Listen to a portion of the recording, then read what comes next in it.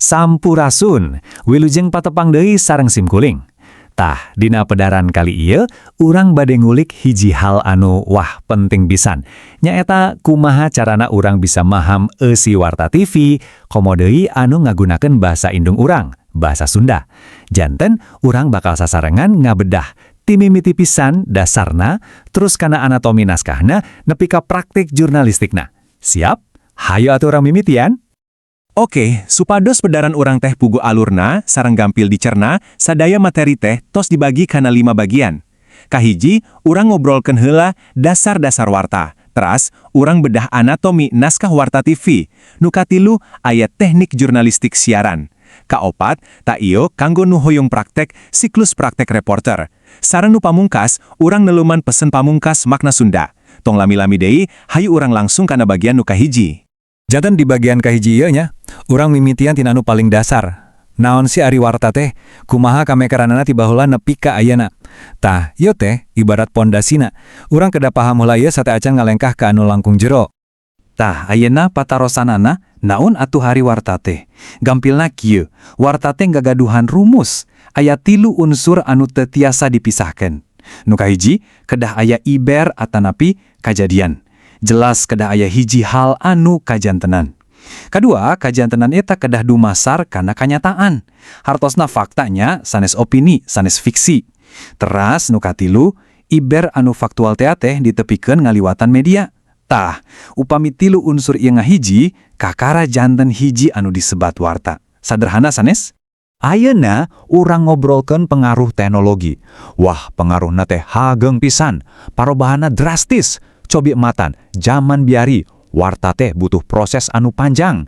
Aya kejadian dinten ieu paling enggal urang tiasa maca dina koran atanapi ngadangu di radio teh enjingna. Laminya, bandingkeun sareng kiwari. Ku ayana TV, sareng internet, kajadian naon wae di mana wae tiasa langsung disiarkeun live harita keneh. Hiji musibah di tungtung dunia ge tiasa langsung aya di payunan urang. Eta pisan kakuatan teknologi ayeuna. Supados langkung jelas deui, hayu urang bandingkeun langsung antara warta citak sareng elektronik. Kahiji tina sifat teksnya. Warta citak mah biasanya panjang, rinci, basana baku pisan. Sabalikna warta elektronik sapertos TV, kedah singget, padet, pokona basana kudu siga urang ngobrol we, gampil kahartos. Teras media pangrojongna. Citak mah paling ngan saukur foto. Ari elektronik, wah, tiasa nganggo video, sora, grafis, segala rupa. Pamungkas, cara urang konsumsina. Maca koran mah kedah diri dari fokus. Ari nonton warta TV, kadang tiasa bari ngopi, atanapi ngalakukan pagawean sanes. Beda pisan ya. Oke, dasarna urang tos paham. Ayeuna, hayu urang naik tingkat. Urang asup ke bagian kedua, nyaeta ngabedah jeroana naskah warta TV. Tah ieu teh ilmu wajib pisan kanggo saha wae anu gaduh cita-cita janten panyiar atanapi reporter. Saur-saurna naskah warta TV teh strukturna saderhana pisan. Ngan aya 3 pilar utama. Ibarat bangunan, kedah aya 3 ieu. Kahiji, bubuka. Ieu teh kanggo muka acara, salam sapa, nepangkeun diri. Kadua, eusi. Tah ieu pisan jantungna warta, tempat sadaya informasi ditepikeun. Anu katilu tangtosna, panutup. Di dieu aya kacindekan, pesen, sareng salam panutup. Upami 3 pilar ieu kuat, naskah warta ge pasti mantep tur ngaguluyur. Hayu atuh urang bedah hiji-hiji. Dimimitian ti pilar kahiji, nyaeta bubuka. Cobi peratoskeun contona. Dina bubuka teh biasana aya naon wae? Kahiji, aya salam pamuka, sapertos sampurasun. Teras kedah aya identitas stasiun TV, sarang nami programna. Contona, Bandung TV sarang Tangara Pasundan. Tong hilap titi mangsana, sapertos edisi Senen 8 Oktober 2018. Sarang anu pamungkas, panyiar kedah nepangkeun diri. Contona, Sim Kuring pun Azalea Zakuena Lugina. Jelasnya, sadayana unsur ieu penting pisan pikeun muka siaran. Nah, saatos bubuka, tangtos pilar kedua nyaeta eusi. Ieu teh inti tina sagalana. Cobi urang tinggal contoh liputan musibah Palu sareng NTB, naon wae anu kedah aya. Kahiji jejer utamana, nyaeta gempa bumi di Indonesia. Teras, data-data konkretna. Pasti aya kabar kasedih sapertos jumlah korban jiwa. Nangin warta anu sae teh kedah saimbang. Kedah aya oge kabar hadena. Contohna infrastruktur anu tos tiasa dianggo deui. Tah anu pangpentingna dina akhir eusi teh kedah aya pesen warta. Hiji ajakan moral sapertos ngajak urang sadayana silih bantosan. Janten warta teh sanes ngan ukur ngalaporkeun, tapi oge ngagaduhan pesan. Struktur naskah tos urang bahas. Ayeuna urang ngalengkah ka bagian katilu. Di dieu urang bakal diajar sababaraha istilah teknis anu wajib dipikeun nyaho dina dunia siaran. Istilah-istilah ieu teh ibarat bahasa gaulna para jurnalis TV. Hayu urang tinggal. Tah aya dua istilah anu paling sering dianggo. Kahiji voice over atanapi disingkat VO, kadua jeda gambar. Naon bedana? Kieu voice over teh nyaeta nalika urang ngadangu sora panyiarna nuju macakeun naskah, tapi gambarna sanes panyiar, tapi visual ti laparan. Janten sora sareng gambar teh misah. Tah ari jeda gambar eta teh pas panyiar reureuh heula ngomongna. Dieureunkeun sakedap supados urang salaku pamirsa tiasa fokus kana gambarna atau ngadangu sora asli ti lokasi anu disebatna teh ambient sound.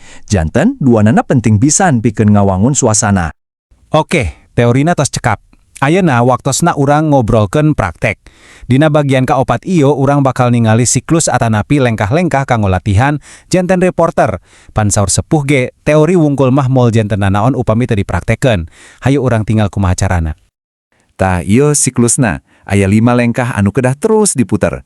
Kahiji, lenyepan. Artina, baca heula sumber wartana, lenyepan, pahamkeun nepi ka gembleng. Kadua, reproduksi. Tos paham, serat deui wartana ku basa urang sorangan. Singa guluyur. Katilu, midangkeun. Tah, ieu bagian aksina. Latihan maca naskah di payunan enteng. Latih sorana, artikulasina, intonasina. Kaopat, evaluasi. Ulah isin, taroskeun kare rencangan, menta kritik sareng saran.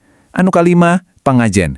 Serahkeun hasil urang ka guru atanapi mentor supados dinilai. Tah, siklus ieu teh kedah terus diulang-ulang. Ingat, jurnalis jago teh hasil dina latihan anu teu weleh. Ayeuna urang tos dugi ka bagian pamungkas. Di dieu urang reureuh heula tina bahasan teknis. Urang bade neuleuman hal anu langkung jero. Nyaeta palsapah. Kumaha carana pancen jurnalis teh tiasa nyambung sareng ajen inajen urang salaku urang Sunda. Janten, naon atuh pilar filosofis pikeun saurang jurnalis Sunda? Aya hiji papatah kolot anu maknana jero pisan. Di nu kiwari nganjik nu bihari, seja ayeuna sampe renjaga. Hartosna kieu, naon anu kaalaman ku urang kiwari eta teh hasil tina naon anu kajantenan bihari atawa di mangsa baheula. Sareng, naon anu dipilampah ku urang ayeuna eta anu bakal nangtukeun kumaha kaayaan jaga di masa depan. Pikeun saurang jurnalis, ieu teh pesen anu berat tapi mulia. Unggal warta anu ku urang ditepikeun teh sanes ngan ukur laporan biasa. Eta teh catatan sejarah. Eta teh seratan anu bakal mangaruhan cara pandang generasi anu bakal datang. Janten, jadi jurnalis Sunda teh sanes ngan saukur padamelan, tapi mangrupikeun amanah. Amanah pikeun ngajaga carita mangsa baheula sareng ngawangun harapan pikeun mangsa anu bakal datang.